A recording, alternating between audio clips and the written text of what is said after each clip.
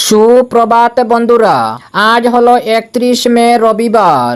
আজকের সকালের বরাক উপত্যকার শ্রীভূমি, করিমগঞ্জ, শিলচর, হাইলাকান্দি সহ আসামের বিশেষ বিশেষ খবরগুলি হলো: অসমে লোকগণনা সুষ্ঠুভাবে সম্পন্ন করার জন্য লোকগণনা সঞ্চালকালয়ের প্রাথমিক প্রস্তুতি সম্পূর্ণ। বিস্তারিত থাকবে প্রতিবেদনে।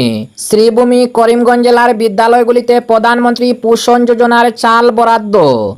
গতকাল প্রধানমন্ত্রীর সঙ্গে সাক্ষাৎ অসমের মুখ্যমন্ত্রী হিমন্ত বিশ্ব শর্মার।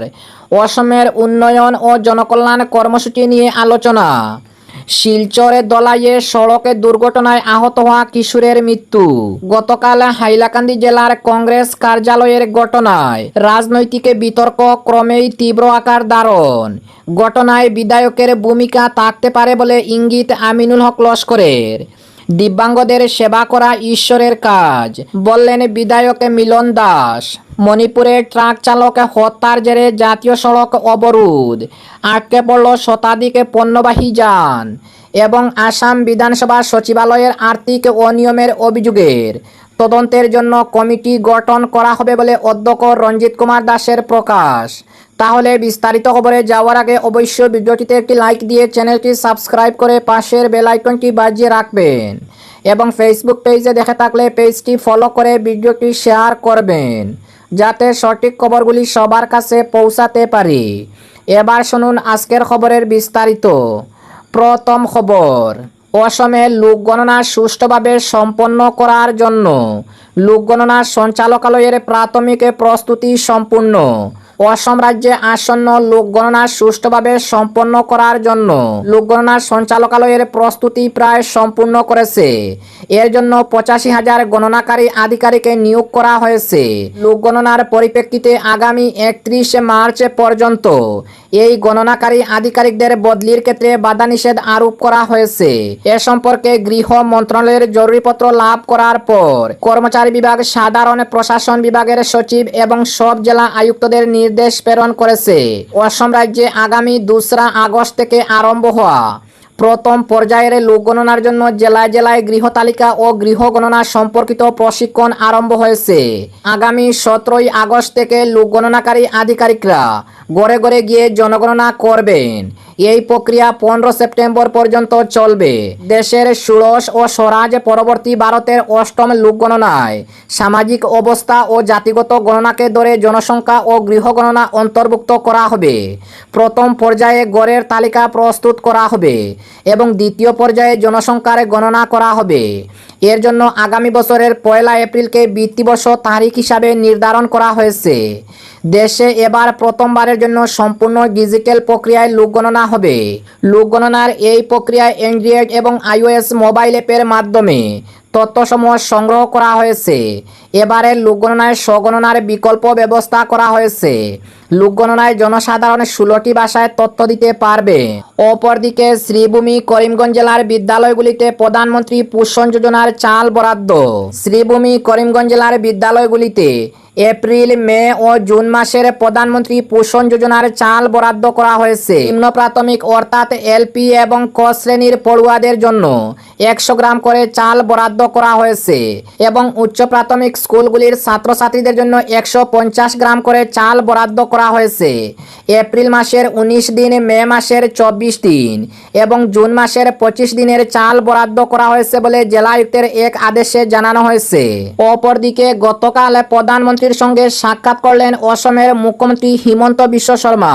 অসমের উন্নয়ন ও জনকল্যাণ কর্মসূচি নিয়ে বিস্তারিত আলোচনা। নয়াদিল্লিতে গতকাল শনিবার ভারতের প্রধানমন্ত্রী নরেন্দ্র মোদীর সঙ্গে সৌজন্যমূলক সাক্ষাৎ অসমের মুখ্যমন্ত্রী হিমন্ত বিশ্ব শর্মার। সাক্ষাৎকালে তিনি অসমে এনডিএ সরকারের অধীনে বিভিন্ন ক্ষেত্রে গৃহীত উদ্যোগ ও ইতিবাচক সূচনার বিষয়ে প্রধানমন্ত্রী নরেন্দ্র মোদীকে অবহিত করেন। মুখ্যমন্ত্রী জানান, রাজ্যের উন্নয়ন ও জনকল্যাণ কর্মসূচি বাস্তবায়নে কেন্দ্রের ধারাবাহিক সহযোগিতার জন্য তিনি প্রধানমন্ত্রীর প্রতি কৃতজ্ঞতা প্রকাশ করেছেন।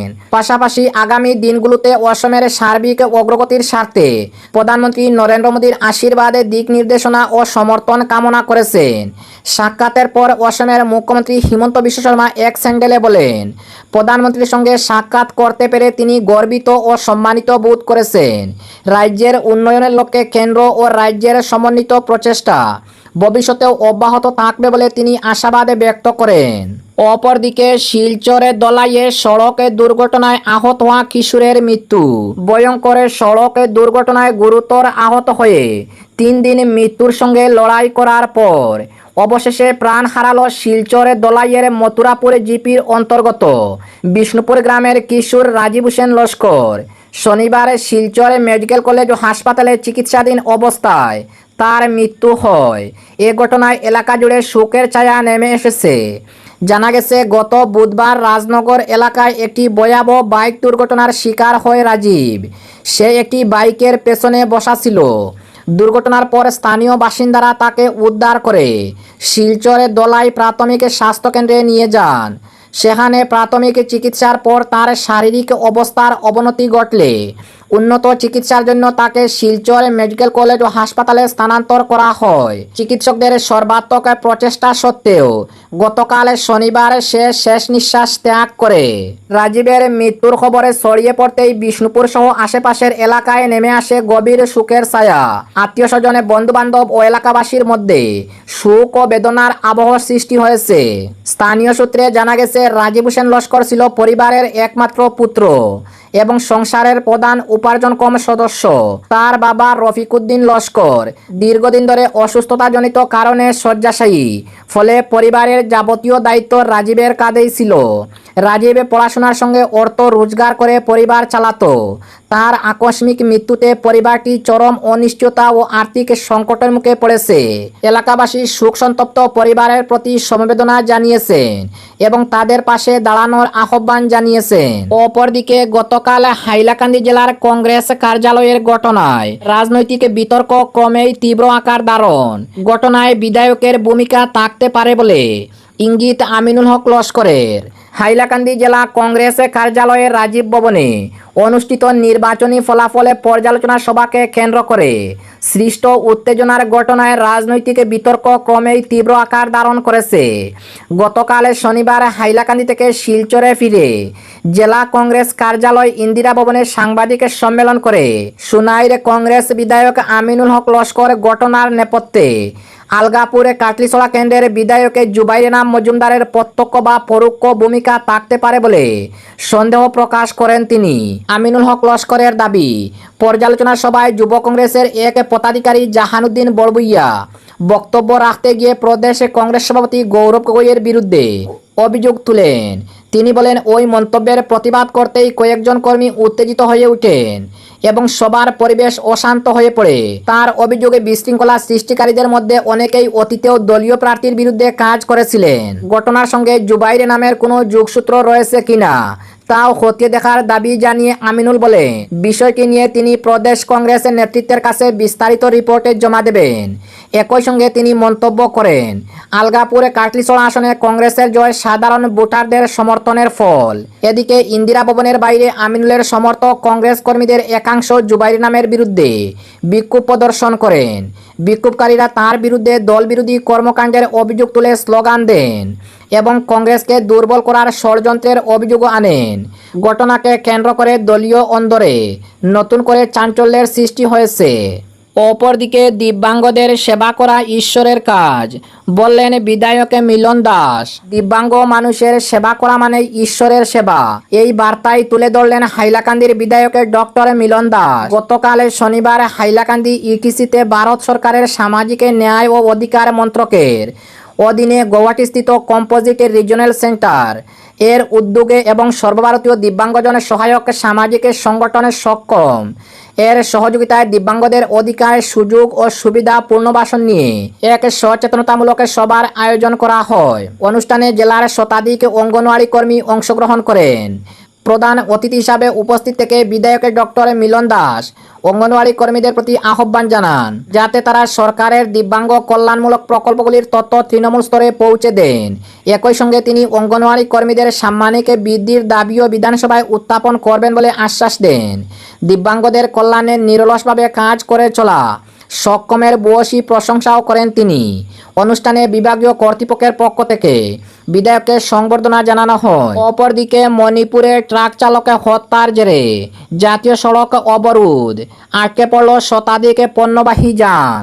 মণিপুরে এক ট্রাক চালককে হত্যার ঘটনাকে কেন্দ্র করে রাজ্য জুড়ে তীব্র উত্তেজনার সৃষ্টি হয়েছে। শুক্রবার এক ট্রাক চালক নিহত হওয়ার ঘটনার প্রতিবাদে শনিবার শতাধিক ট্রাক চালকে ব্যাপক বিক্ষোভ প্রদর্শন করে 37 নম্বর ইম্ফলে জিরিবামে জাতীয় সড়ক অবরোধ করেন। এর ফলে গুরুত্বপূর্ণ ওই সড়কে যান চলাচল কার্যত স্তব্ধ হয়ে পড়ে। স্থানীয় সূত্রে জানা গেছে, আন্দোলনের জেরে এলপিজি তেলবাহী ট্যাঙ্কার, অত্যাবশ্যকীয় পণ্য বোঝাই ট্রাক সহ প্রায় 500টির বেশি যানবাহনের সড়কে আটকে পড়েছে। পুলিশ সূত্রে জানানো হয়েছে, ন্যায় বিচারের দাবিতে মণিপুরের বিভিন্ন স্থানে ট্রাক চালকরা তাদের যানবাহনের সড়কে দাঁড় করিয়ে প্রতিবাদ কর্মসূচি পালন করেছে। এবং আজকের শেষ খবরটি, আসাম বিধানসভা সচিবালয়ের আর্থিক অনিয়মের অভিযোগের তদন্তের জন্য কমিটি গঠন করা হবে বলে অধ্যক্ষ রঞ্জিত কুমার দাসের প্রকাশ। বিগত সময়ে আসাম বিধানসভা সচিবালয়ে আর্থিক অনিয়মে সংগঠিত হয়েছে বলে উত্থাপিত অভিযোগের তদন্ত কমিটি গঠন করা হবে বলে অধ্যক্ষ রঞ্জিত কুমার দাস জানিয়েছেন। নবনিযুক্ত অধ্যক্ষ গতকাল অসমের বরপেটার এক অনুষ্ঠানে বলেন, রাজ্য সরকার বিভিন্ন বিভাগে পদোন্নতি এবং নিযুক্তি প্রক্রিয়ায় আরও স্বচ্ছতা আনার ক্ষেত্রে পদক্ষেপ গ্রহণ করেছে এবং বিধানসভা থেকেই এর সূচনা করা হয়েছে। সম্প্রতি বিধানসভা সচিবালয়ের 12 জন টিকাভিত্তিক অবসরপ্রাপ্ত আধিকারিক কর্মচারীকে তাদের দায়িত্ব থেকে অব্যাহতি দেওয়া সম্পর্কে প্রতিক্রিয়া প্রকাশ করে শ্রী রঞ্জিত দাস বলেন, এদের অবসরের পর পুনরায় নিযুক্তি দেওয়া হয়েছিল। বিধানসভার সদ্য প্রাক্তন প্রধান সচিব নির্ধারিত সময়ের 2 বছরের বেশি কাজ করার পর পুনরায় কাজে যোগ দিয়েছিলেন। এ ধরনের পুনরায় নিযুক্তি এবং কার্যকাল বৃদ্ধির মতো পদক্ষেপই পদোন্নতি প্রক্রিয়ার বাধা সৃষ্টি করে বলে অধ্যক্ষ মন্তব্য করেছেন। তিনি একই সঙ্গে বিধানসভায় অযৌক্তিকভাবে অত্যাধিক কর্মচারী নিয়োজিত রয়েছেন বলে দাবি করেন।